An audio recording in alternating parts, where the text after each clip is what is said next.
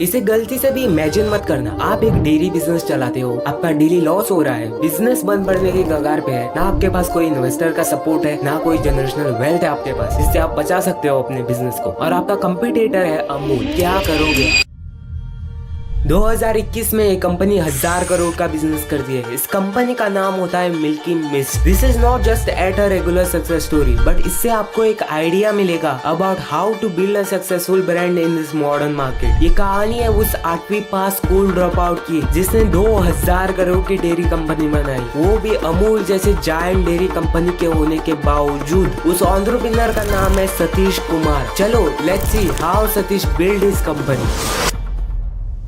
ईरोड के पास एक छोटा सा गांव जहाँ से शुरू होती है सतीश कुमार की कहानी। सतीश के पिता और चाचा पहले हैंडलूम का काम करते थे, लेकिन कुछ सालों बाद उन्होंने वो काम छोड़कर डेयरी बिजनेस शुरू कर दिया। ये वो दौर था जब पूरे भारत में व्हाइट रेवोल्यूशन का असर देखने को मिल रहा था। Operation Flood, which ran from 1970 to 1996, is the world's largest dairy development program, where the farmers would collectively decide their rates and sell directly to the dairy. This was the birth of Operation Flood under the newly formed National Dairy Development Board, the world's biggest dairy development program. that transformed India from milk deficiency into the world's largest milk producer. इस कारण बहुत लोग dairy business से जुड़ रहे थे और सतीश के पिता और चाचा ने भी इसी उम्मीद के साथ अपना डेयरी व्यापार शुरू किया था। शुरुआत में वो आसपास के किसानों से दूध खरीद कर बेंगलुरु बेचते थे, लेकिन इस व्यापार में कोई खास फायदा नहीं हो रहा था। उल्टा उनका ये बिजनेस लॉस में चल रहा था। 1990 के दौरान उनके चाचा ने ये व्यापार छोड़ दिया और 1992 तक उनके पिताजी भी इस बिजनेस को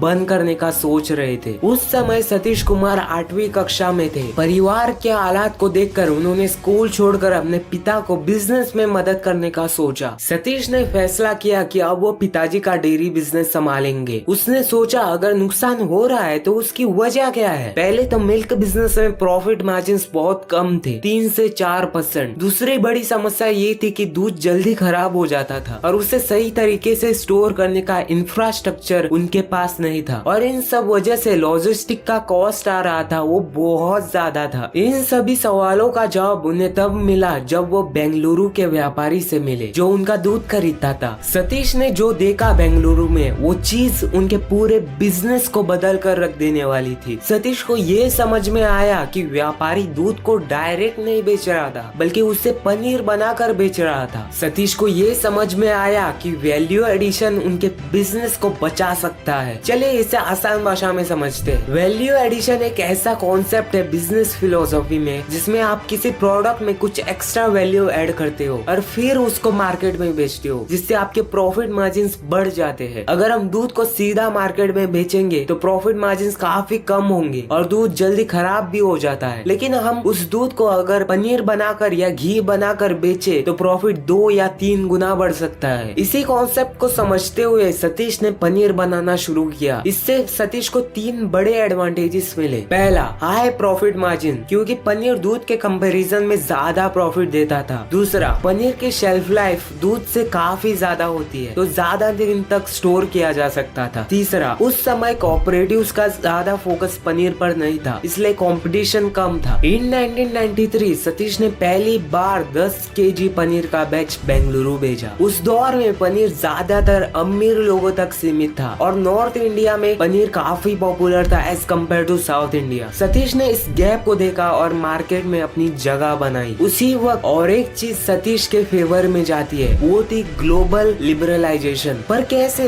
लेट 1990s तक ग्लोबल लिबरलाइजेशन का असर पूरे भारत में दिखने लगा था। लोग ज्यादा अवेयर होने लगे थे क्योंकि ग्लोबल ब्रांड्स अपने एड कैंपेन्स में न्यूट्रिशन और क्वालिटी के कॉन्सेप्ट को इंट्रोड्यूस कर रहे थे। डेयरी फूड्स में भी ये शिफ्ट दिखने लगा और वेजिटेरियंस हाई प्रोटीन फूड जैसे पनीर ज्यादा खरीदने लगे थे। 1995 तक सतीश हर रोज 50 से 100 किलो पनीर बेचने लगे थे। In 1998 Satish named his company as Milky Mist और उसी साल उन्होंने 5 लाख रुपए इन्वेस्ट किए और 10 लाख का लोन भी लिया to purchase semi automated machines. सब सही चल रहा है पनीर की डिमांड भी बढ़ रही थी। सो सतीश को तो आसान रहा होगा ना to build his business. Well no, since वो ग्रो कर रहे थे तो एक्सपांशन भी एक नेसेसरी स्टेप था। उसके लिए उन्हें और रॉ मिल्क की सप्लाई चाहिए थी। पर यहाँ पे 3 बड़ी प्रॉब्लम्स थी। पहली बड़ी प्रॉब्लम थी दूध की क्वालिटी में इनकंसिस्टेंसीज, क्योंकि डेयरी इंडस्ट्री उस वक्त बहुत फ्रेगमेंटेड थी। इसका मतलब था हर फार्मर के पास सिर्फ 2-3 काउस होती थी और ऐसे हजारों फार्मर्स थे। इस वजह से उनको टेक्नोलॉजी के बारे में अवेयर करना और क्वालिटी इंप्रूव करना मुश्किल हो रहा था। दूसरी बड़ी प्रॉब्लम थी फार्मर्स का किसी स्पेसिफिक कॉन्ट्रैक्ट के साथ बाउंड ना होना। अगर किसी दूसरे बायर ने उनको ज्यादा दाम दे दिया तो वो वही दूध बेच देते थे, जो सप्लाई चेन को डिसरप्ट कर देता था। लेकिन मिल्की मिस्ट ने इन दोनों प्रॉब्लम्स को बहुत ही अच्छे तरीके से मैनेज करके सॉल्व किया। पहली जो प्रॉब्लम थी इनकंसिस्टेंट क्वालिटी की, उसको दूर करने के लिए उन्होंने कई फार्म अवेयरनेस प्रोग्राम लॉन्च किए। इन प्रोग्राम के जरिए फार्मर्स को कैटल न्यूट्रिशन के बारे में बताया गया। उन्हें समझाया कि गायों को क्या खिलाना चाहिए ताकि दूध की क्वालिटी अच्छी हो। साथ ही उन्हें लेटेस्ट टेक्नोलॉजी के बारे में भी एडुकेट किया, जैसे कि ऐसे मशीन्स जो उनका काम आसान कर सके और इनकम बढ़ा सके। दूसरी प्रॉब्लम जो थी फार्मर्स की लॉयल्टी की, उसके लिए सतीश ने पहले उनकी प्रॉब्लम्स को समझा। फार्मर्स को बैंक लोन मिलने में दिक्कत होती थी और उनकी कैटल की अच्छी मेडिकल केयर भी अवेलेबल नहीं थी। सतीश ने रेपो यूज करके फार्मर के लिए लोन का अरेंजमेंट किया और एक प्रॉपर मेडिकल टीम भी ऑर्गेनाइज की जो सब्सिडाइज रेट पर फार्मर्स को अवेलेबल थी। इस तरह सतीश ने फार्मर्स की लॉयल्टी जीत ली। इस स्ट्रेटेजी के जरिए मिल्की मिस्ट ने अपनी सप्लाई को तो बढ़ा लिया, अब बारी थी उस सप्लाई को मार्केट में बेचने की। इसके लिए उन्होंने 5 स्टार होटल को टारगेट किया, क्योंकि ये होटल्स पनीर की क्वालिटी के मामले में बहुत स्ट्रिक्ट होते हैं। लोकल वेंडर्स उनकी एक्सपेक्टेशन को मैच नहीं कर पा रहे, लेकिन मिल्की मिस्ट ने उनकी सारी कंडीशन सेटिस्फाई कर दी। इस वजह से मिल्की मिस्ट को 5 स्टार होटल का एक एक्टिव कस्टमर बेस मिल गया। लेकिन ये लॉन्ग टर्म ग्रोथ के लिए काफी नहीं था, इसलिए उन्होंने रिटेल मार्केट में भी एंटर करने का सोचा। पर यहाँ पर और एक प्रॉब्लम थी, उस वक्त लोकल शॉप्स में प्रॉपर रेफ्रिजरेटर्स नहीं थे जो उनके प्रोडक्ट को सही तरीके से स्टोर कर सके, और ट्रांसपोर्ट ट्रक्स में भी चिलिंग टेक्नोलॉजी नहीं थी। इस प्रॉब्लम को सॉल्व करने के लिए मिल्की मिस्ट ने बहुत बड़े स्टेप्स उठाए। सबसे पहले उन्होंने 20,000 chiller units local retail shops में देने का फैसला किया जो उनके प्रोडक्ट्स बेच रहे थे। साथ ही उन्होंने अपने ट्रांसपोर्ट ट्रक्स में भी चिलिंग टेक्नोलॉजी इंस्टॉल करवाई ताकि पनीर और बाकी डेयरी प्रोडक्ट्स की शेल्फ लाइफ कॉम्प्रोमाइज ना हो सके।